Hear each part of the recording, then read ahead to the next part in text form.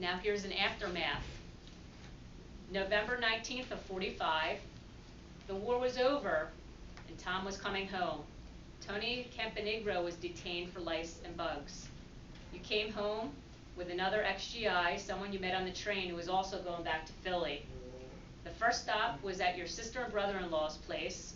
That night you arrived in Philly, it was pouring rain. You slept over your sister's house and you talked a lot. Jim's family came over too, but noticed that Fred and Lee did not know you were there. Jim wanted to stay with them.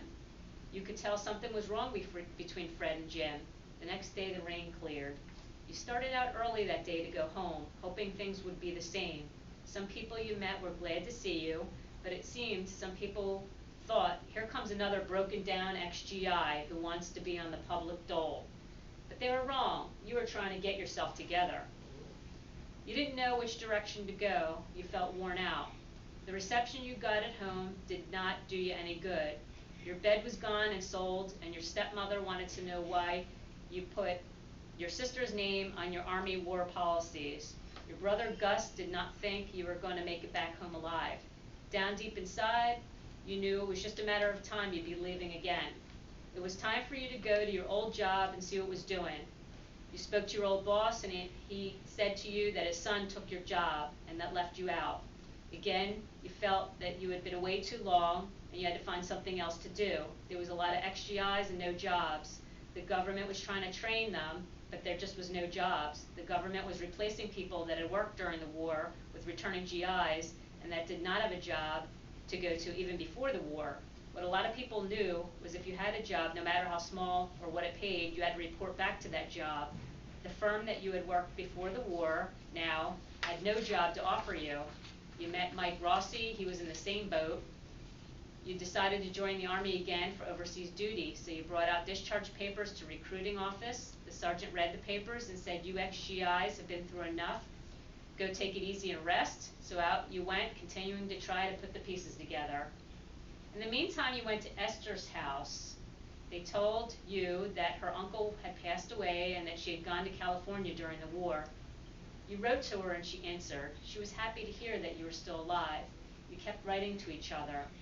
Now there was a question of the returning GI, if you had too many setbacks. You were beginning to wonder, what did we leave the country for?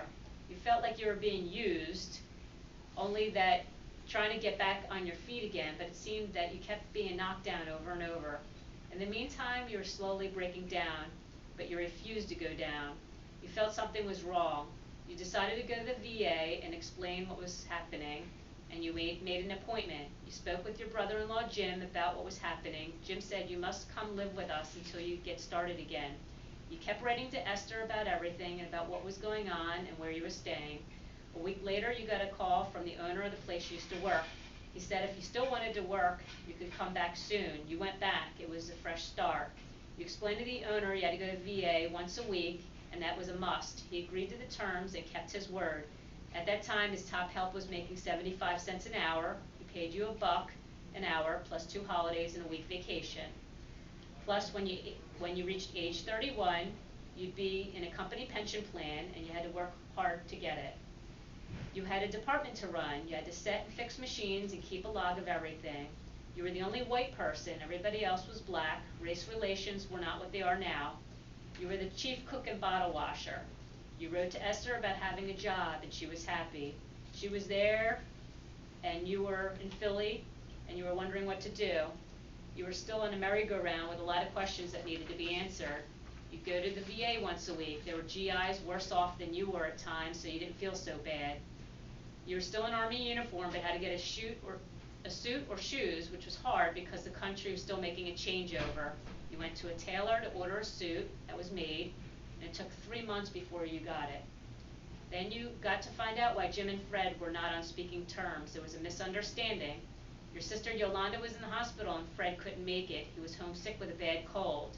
You went back and explained to Jim what had happened, and Jim said that he didn't say that he was not well. Jim thought that Fred didn't care for his sister. Fred later came over and made up with Jim. Meantime, you kept writing to Esther. She wrote back from California how nice it was. You saved some money to take a trip out west. You spoke to your boss and told him what you wanted. He gave you some time off. You wrote to S that you were coming, and you had to notify the VA of your intentions to go out west. Since it was for several weeks, you got the okay. So off you went. 4 days of train travel. S met you at the train station. You were happy to see each other again. You met her sisters and her father. He was nice to you and talked a lot. He lived by himself and ran a junk business. You found a place to stay in the neighborhood. S took time off, and you went places of interest. The weather was beautiful, warm during the day and cool at night. In the meantime, you noticed something was wrong with S and her two sisters. You couldn't figure out what it was. Something just was not right with S living with her sisters.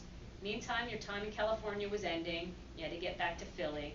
You promised your boss that you'd only be gone for a few weeks, so east you went.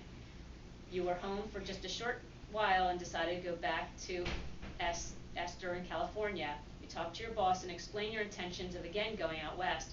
He calmly said if you run into any trouble, your job will be waiting for you. Your brother-in-law said the same thing. So you went to Esther's home again in Philadelphia. Her cousin Babe told you, bring S with you when you come back. So off you went to S in California, and you were married in Gardenia, California, November 17th of 1946 by Judge Elmo Morris. He made his first audio recording ever of your ceremony. Her father and two sisters were there. You honeymooned at Laguna Beach. When you got back, you got a job in a furniture place. The job didn't last. Then there was a job opening at the post office at night. You had no car and public transportation stopped at midnight. So you wrote to your brother-in-law.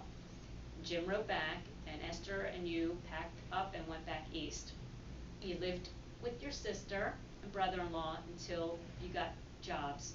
Meanwhile, you had to report to your counselor at the VA. You went to see him with Esther, and that's when you got into trouble. He told you that you were going to lose the benefits granted by the government because you shouldn't have confided about your intentions of going west and getting married. You had some words, and out you went. You went to the 2nd and Chestnut Street, where General Omar Bradley was the head of the VA.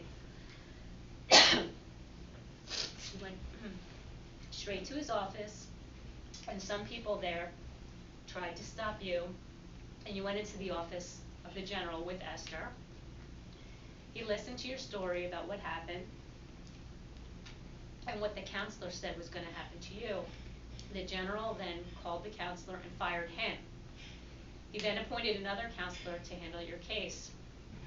This one was a Navy officer, and he was very nice. You were receiving a 10% pension for your feet problems, and some of your medical records had been lost during the war. At work, your boss's son told you that you were losing too much time by going to the VA, and that it would be better if you went to a private doctor or lose your job. So you found a doctor in your local area, Dr. Harry Halsman, who was great. You went to him for quite some time, and he got you back up on your feet again. Esther also saw the same doctor. You remember all that, Uncle Tony? That was a lot to remember. Yeah. Did the memories come back? Oh, yeah.